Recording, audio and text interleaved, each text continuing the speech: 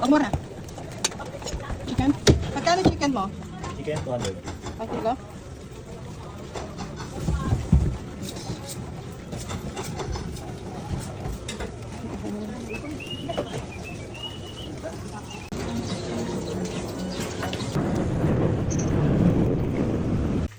We're finally here sa house. So, yan. Our ulam for today is chicken apretada. And baon ni Syra tomorrow yung chicken apretada. And ang ulam naman natin is sinigang na pork chop. Favorite kong pork chop sa sinigang kasi ano na siya, may taba, may laman, may buto. So for me, ang pinaka masarap na part ng baboy na pwedeng isigang is pork chop rather than buto-buto. So kailangan natin yung star of the show, pork chop, sibuyas, kamatis, siling pagsigang, madami kami niyan kasi may tanim kami sa probinsya, panggamit, kangkong, talong. Naglalagay ako ng talong sa sinigang. At saka matagal na to sa ref, so lutuin na natin. Sinigang mix, pork cube, gabi. Sino naglalagay ng gabi sa sinigang? Magluluto tayo ng pambaon ng anak ko sa school. Chicken afritada. Kakailanganin natin ng chicken tayan, yung leg quarter. So tinanggalan ko na ng balat. Kamatis, bell pepper, garlic, onion, potato, liver spread, and chicken cubes. Chocolate chicken flavor. Mulo na kanina, nilagay na natin yung pork chop, sibuyas, at kamatis. I-bring to boil natin yan hanggang sa lumabas yung katas ng pork. Tatanggalin natin yun, iskams ang tawag doon. Habang iniintay natin matapos yung pinakukuluan natin at kumulo pala yung pork sinigang, gasan na natin yung dishes para hindi tambak.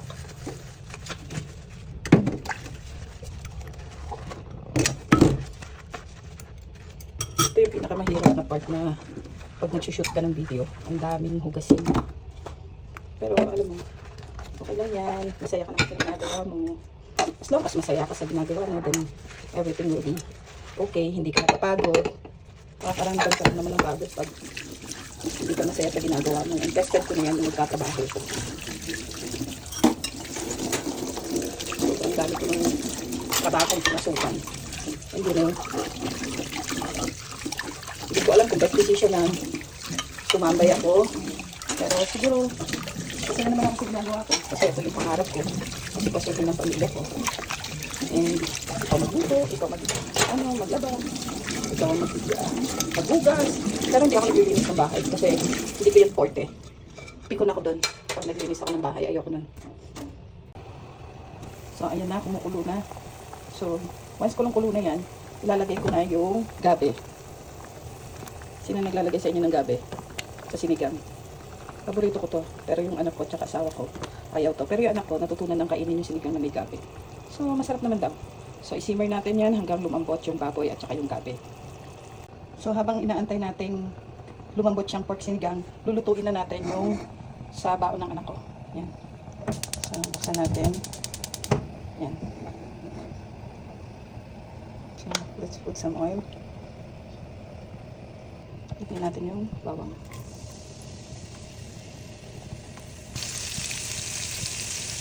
Tapos, ilagay natin ang sibuyas. Hintayin lang natin mag-translucent yung onion. Saka natin ilalagay yung kamatis. Ito yung ating sinigang. Ito yung ating chicken apretada. Hintayin na natin ang kamatis. Haluin natin. Kailangan lutong-luto yung kamatis kasi maasim. So, kami ng anak ko ayaw namin na masyadong maasim na kamatis. Kaya ang kamatis, lagi niluluto ko para matanggal yung acidity ng kamatis. Tested na yun. So, balikan natin siya para medyo luto na yung kamatis. Ito yung ating pork sinigang. So, takpan natin. Ayan. Tayo natin siyang maluto yung kamatis.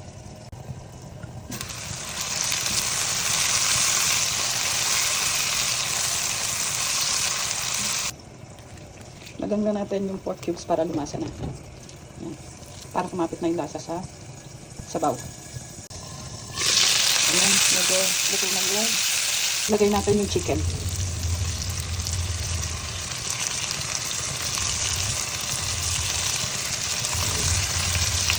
Haluin natin.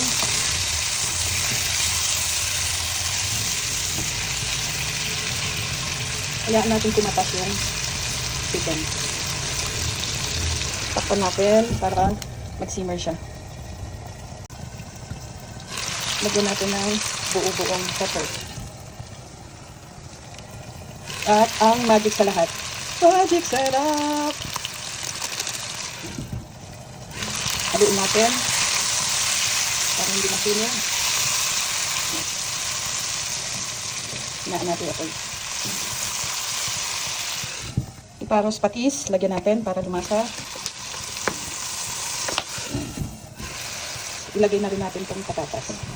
Para sabay siyang lumambot with the chicken. Ang daming patatas eh. Haluin natin.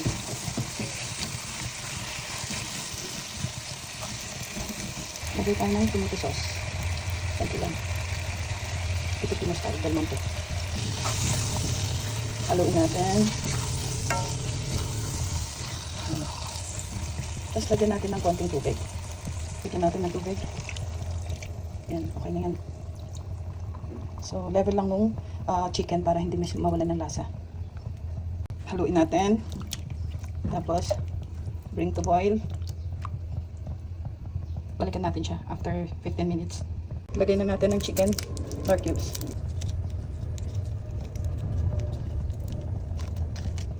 Haluin. Then, takpan natin. Tapos, balikan ulit natin. Ito naman ang ating pork sinigang.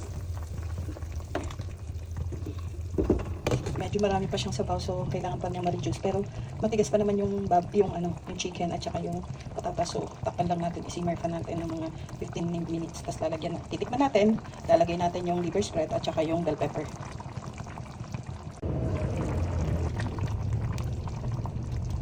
Lagay natin yung half ng liver spread, lagay natin yung bell pepper, lagay natin,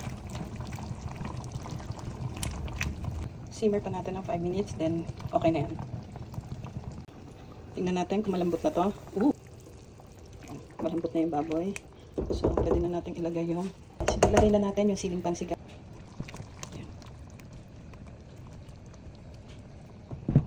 So, timplahan na natin ng patis iparos. Lagyan natin.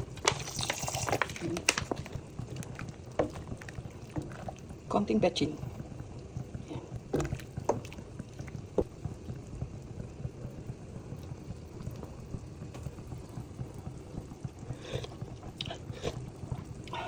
Matabang, so lagyan pa natin ng patis.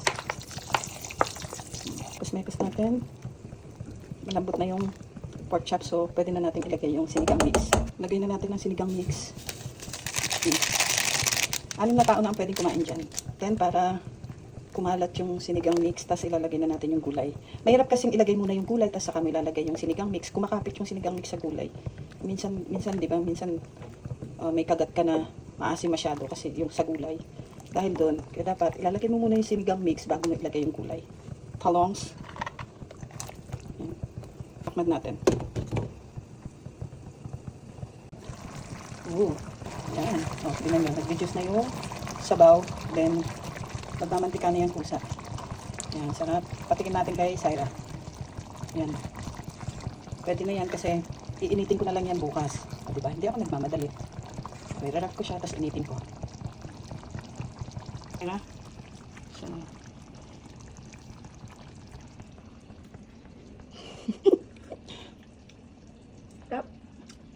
Why you're covering your face? Luto na ang ating chicken afritada. Sarap daw, sabi ng aking Disney princess. Ito, ilagay na natin ang ating kangkong. Yan. Yung kangkong, hinugasan ko isa-isa para baka mamaya may, alam mo yun, may foreign object. Yan. Ito, luto na rin to. So, patitingin din natin si Disney Princess. Kulang sa alat. So, dagdag tayo ng patis ulit. Okay na to, pwede na natin patayan. 6 na tao na pwedeng kumain dito. Sa halagang 300 pesos. O, 6 na tao na yun ha. Kung dalawa lang kayo, so 3 meals to. So, laking tipid. Parang 100 per meal lang kayong dalawa. So, 50 pesos. Diba? I encourage everyone to cook at home. Mas nakakatipid. Pero kung contractor naman kayo, wag na. Para kumita naman yung mga restaurant. Araw-araw doon kayo kumain.